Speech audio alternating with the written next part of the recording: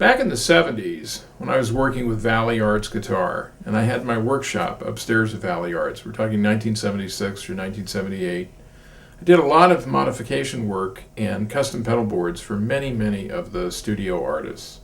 And rack was really coming into its own.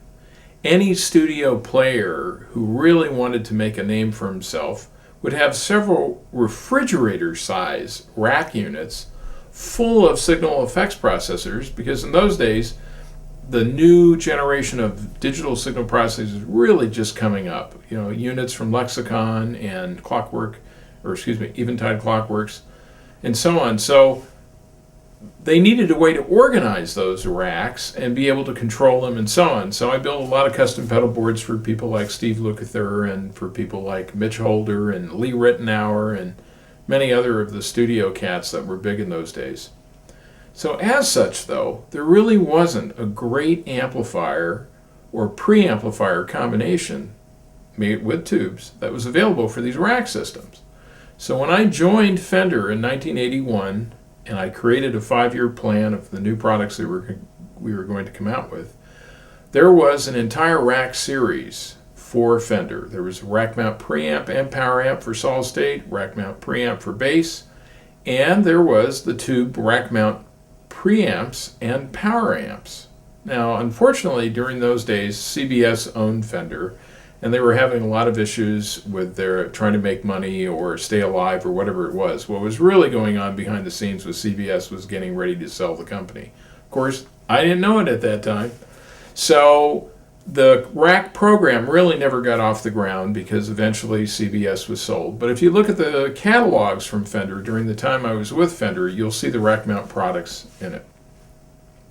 When I left Fender at the tail end of 84 and into 85, rack was still happening, and so what I decided, the first products we should come out with, especially since they were going to be built in my garage, was a rack mount stereo combination amplifier with a preamplifier and a power amp. And that was the TBR series, Tube Rack Series. And the first one I came out with was called the TBR1.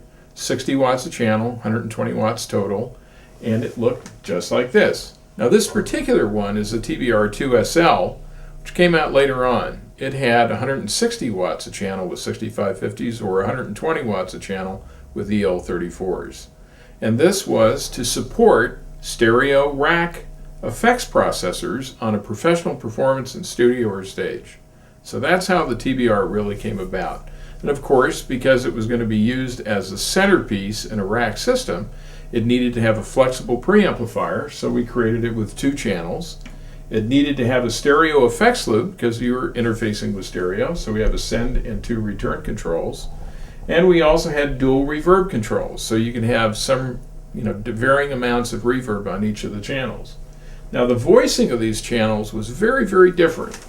This channel here, which was my super clean channel, had some very unique features, but let's first go to the input. The input has what's called pickup compensation, PComp.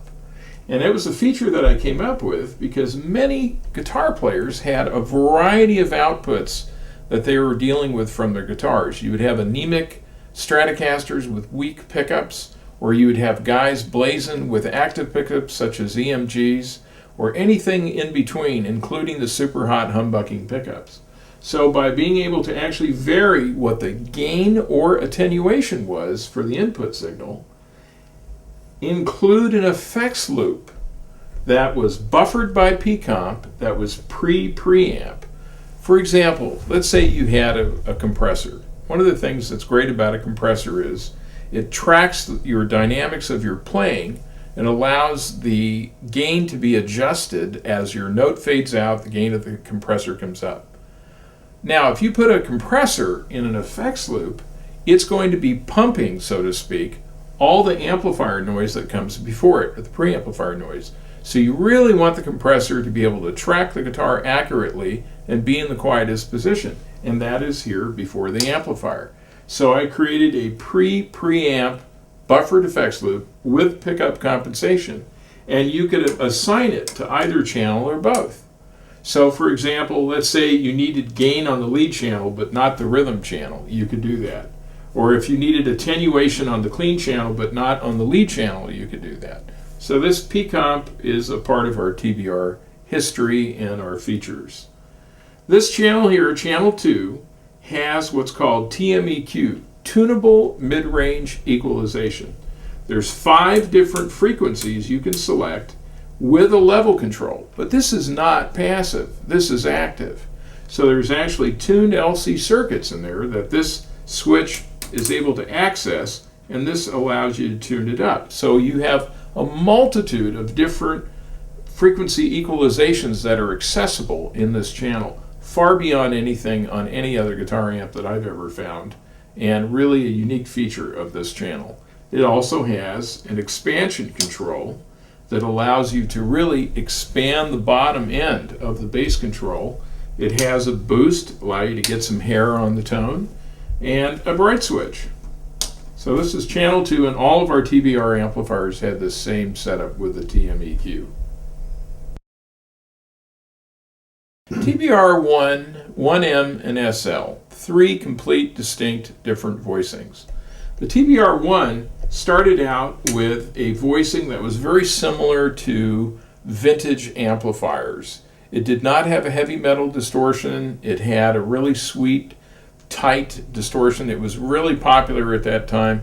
We had a lot of studio players from Nashville that were recording just hundreds of tracks using these amplifiers, like Chet Atkins and many others. So, however, there was also the player that needed more of a metal sound and wanted to go off more in a British direction, so we created what was called the SL, that had a very British voiced lead channel. We also had studio players that said, you know, I play a lot of rhythm and blues and I need to have this very special voicing for it. I need a sweet vintagey distortion, but I need a lot more gain. So we came out with a M version, which was called Maximum Flexibility, TBR 1M. So eventually the 1M and the 1SL sold so well that we stopped production of the standard TBR1 and then just produced the 1M and the 1SL. And the 1M voicing is here in this channel 2 of an S120 and M100 amplifiers. The SL version is the channel 1 on the S120 and the M100 and M60 amplifiers. The TBR series actually started in 1985. When I left Fender, one of the first things I did was to go on a round-the-world tour to visit different markets in different countries, and I brought some sketches along with me of a product similar to this, the first version of the TBR, and asked people's opinions, and I came back with a briefcase full of orders. That was a heck of an encouragement to start production on our TBRs. So we actually started the design work in 1985, and the first production units left our little factory in January of 1986. So we really had an amazing number of players that were using the TBR and the M&S series. Guys like Gary Burnett in Nashville, and Chet Atkins, and Bruce Kulick of Kiss, Rudolf Schenker of the Scorpions, and we had Bob Rock, the producer, with John Sykes and Whitesnake. We had Jason Beeler of Saigon Kick. We had Robin Ford, which had an M&S series. We've been very fortunate to have just a host of great people.